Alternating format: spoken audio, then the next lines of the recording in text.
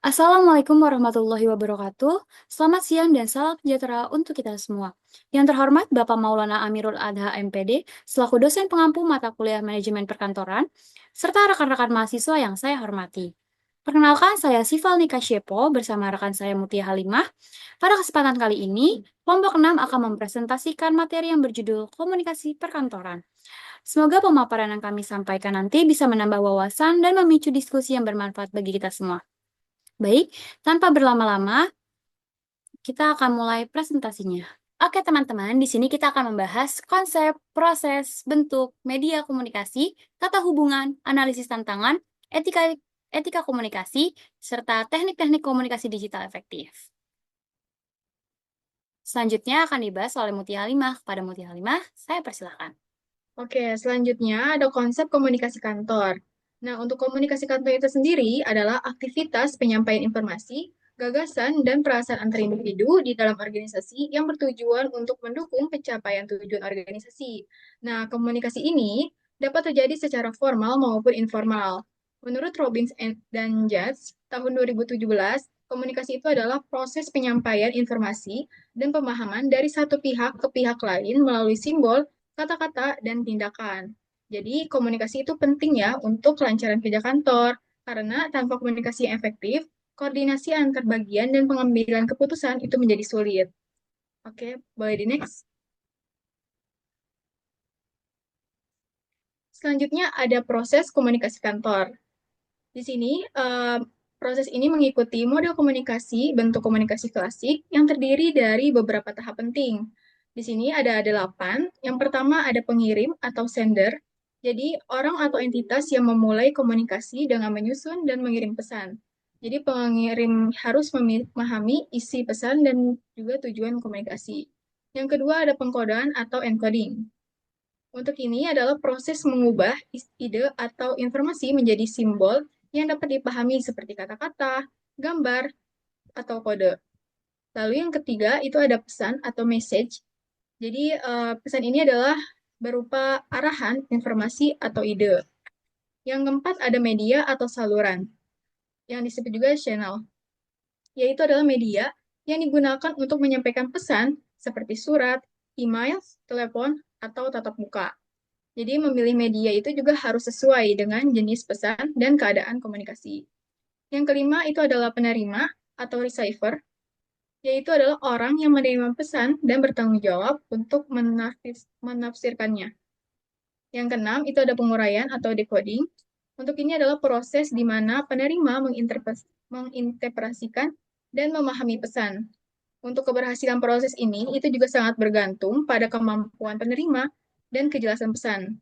Yang ketujuh, ada umpan balik atau feedback, yaitu respon atau tanggapan yang diberikan oleh penerima menunjukkan bahwa pesan telah diterima dan dipahami.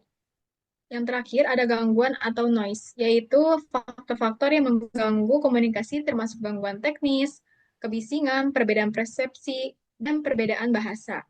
Selanjutnya akan dijelaskan oleh Syifa.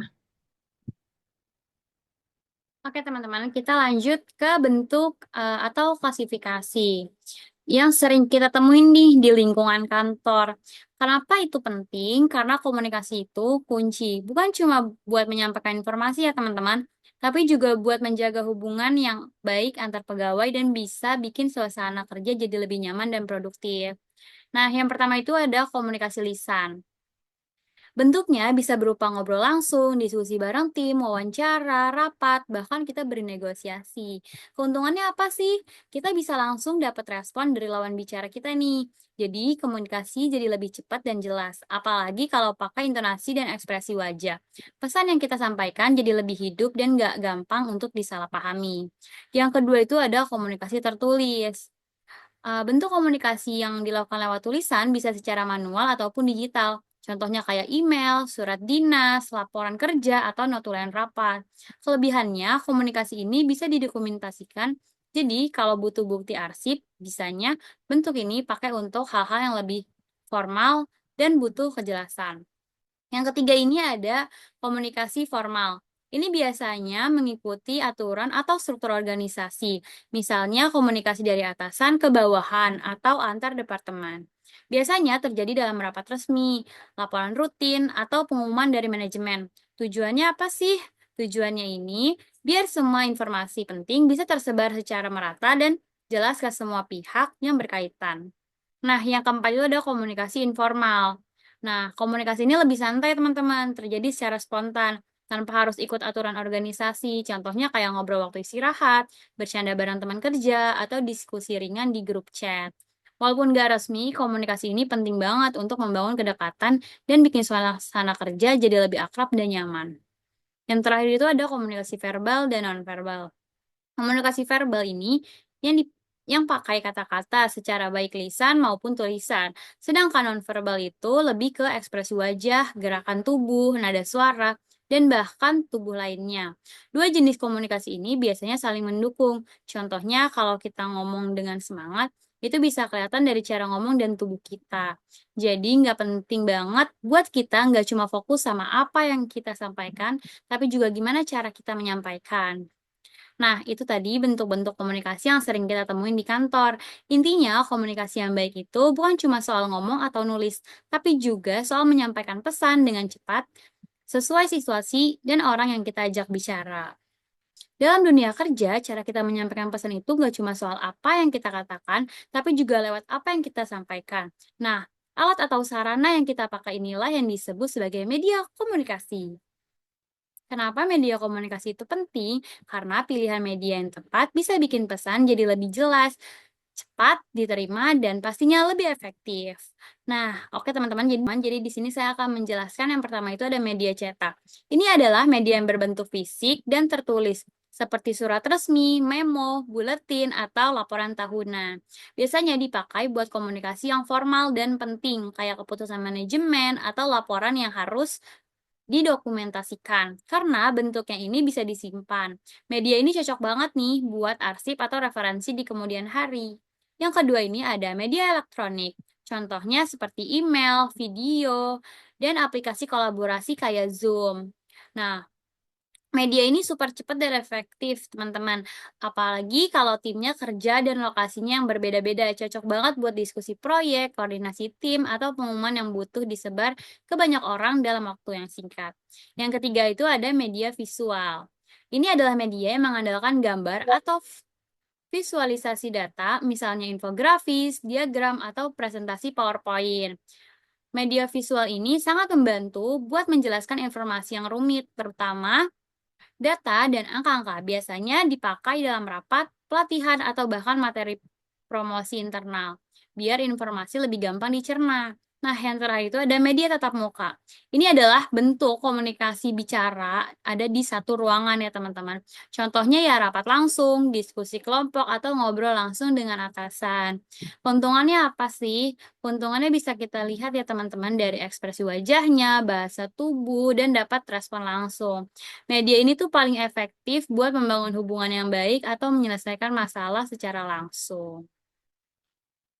Selanjutnya akan dibahas oleh Mutia Halimah kepada Mutia Halimah, saya persilahkan.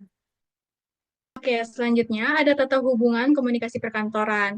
Nah, untuk tata hubungan ini itu mengatur interaksi yang terjadi antara unit kerja dan individu yang terlibat dan dalam organisasi untuk memastikan bahwa komunikasi tersebut berjalan lancar dan sesuai etika nih teman-teman. Nah, untuk tata hubungan ini itu ada tiga, yaitu ada komunikasi vertikal, komunikasi horizontal, dan komunikasi diagonal. Untuk komunikasi vertikal itu adalah komunikasi yang mengatur antara atasan dan juga bawahan sesuai dengan hierarki organisasi.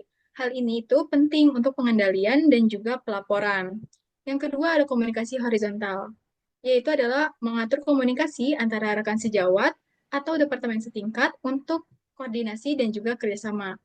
Yang terakhir ada komunikasi diagonal. Untuk komunikasi ini adalah menggabungkan unit kerja dengan fungsi dan tingkatan yang berbeda tanpa menggunakan jalur hierarki secara langsung yang mempercepat aliran data. Oke, selanjutnya boleh dijelaskan oleh Shiva. Di sini kita akan membahas analisis tantangan komunikasi masa kini. Di zaman sekarang, teknologi berkembang sangat cepat, dan itu membuat cara kita berkomunikasi di kantor juga ikut berubah. Memang teknologi banyak membantu kita ya teman-teman, tapi juga membawa tantangan baru nih. Nah, ada beberapa yang harus kita lihat, yaitu ada yang pertama, informasi berlebih, information overload. Sekarang ini karyawan sering menerima banyak pesan dari berbagai arah, mulai dari email, chat, sampai aplikasi kerja. Karena terlalu banyak, kita jadi bingung mana informasi yang penting dan mana yang enggak. Akibatnya bisa bikin lambat, ambil keputusan, dan bikin stres. Yang kedua itu ada minimnya interaksi tatap muka. Karena banyak komunikasi dilakukan lewat chat atau video call, kita jadi jarang ngobrol langsung nih. Padahal komunikasi langsung penting banget ya, karena kita bisa lihat ekspresi mereka, gerakan tubuh, dan nada suaranya. Karena cuma lewat tulisan, kadang bisa salah paham karena pesannya nggak tersampaikan dengan lengkap. Nah, yang ketiga itu ada perbedaan budaya. Di kantor yang isinya orang di berbagai latar belakang. Kadang cara bicara atau bahasa tubuh kita tuh berbeda ya teman-teman. Misalnya satu kata bisa dianggap sopan di satu budaya, tapi bisa dianggap juga kasar di budaya lain. Kalau nggak hati-hati, bisa bikin salah paham atau seri konflik. Dan yang keempat itu ada keamanan dan privasi data. Karena banyak data yang penting disimpan dan dikirim lewat teknologi, ada risiko data bocor dan dapat diakses orang yang nggak berhak nih. Jadi perusahaan perlu punya sistem keamanan yang kuat supaya komunikasi tetap aman. Kemudian akan dijelaskan oleh Mutia Halimah. Kepada Mutia Halimah, saya persilakan. Oke, di sini sudah ada poin penting dalam etika. Yang pertama, itu ada menghindari penggunaan bahasa kasar atau menyinggung. Jadi, dalam komunikasi digital ini tuh penting untuk tetap menjaga sopan santun sebagaimana dalam komunikasi langsung. Yang kedua, ada menjaga kerahasiaan informasi pribadi dan sensitif, yaitu tidak semua informasi boleh dibagikan secara bebas, apalagi yang menyangkut data pribadi, rahasia perusahaan, atau dokumen internal. Yang ketiga, tidak menyebarkan informasi palsu atau hoax, yaitu dalam dunia digital, penyebaran informasi itu berlangsung sangat cepat. Jadi, kita perlu untuk memverifikasi kebenaran informasi sebelum membagikannya kepada orang lain. Yang keempat itu menggunakan password atau kata kunci, kata sandi yang kuat dan melindungi akses data, yaitu demi menjaga keamanan komunikasi digital, kita setiap pengguna itu diharapkan menggunakan kata sandi yang kuat dan tidak mudah ditebak. Yang kelima itu ada memberi tanggapan yang cepat dan juga tepat, yaitu salah satu bentuk etika dalam komunikasi digital ini itu adalah tidak mengabaikan pesan penting, terutama dalam konteks pekerjaan. Oke, boleh next. Selanjutnya ada teknik-teknik komunikasi digital efektif. Untuk teknik komunikasi digital yang efektif di kantor ini meliputi yang pertama email. Untuk tekniknya, yaitu menggunakan subjek yang jelas dan singkat. Lalu awali dengan salam pembuka dan tutup dengan salam penutup. Kemudian menggunakan bahasa formal dan hindari singkatan yang tidak umum. Dan yang terakhir, struktur pesan harus sistematis seperti pembuka, isi, dan juga penutup. Lalu yang kedua itu ada video conference. Untuk tekniknya seperti pastikan perangkat dan koneksi internet stabil, lalu menggunakan latar belakang yang rapi dan pencahayaan yang cukup.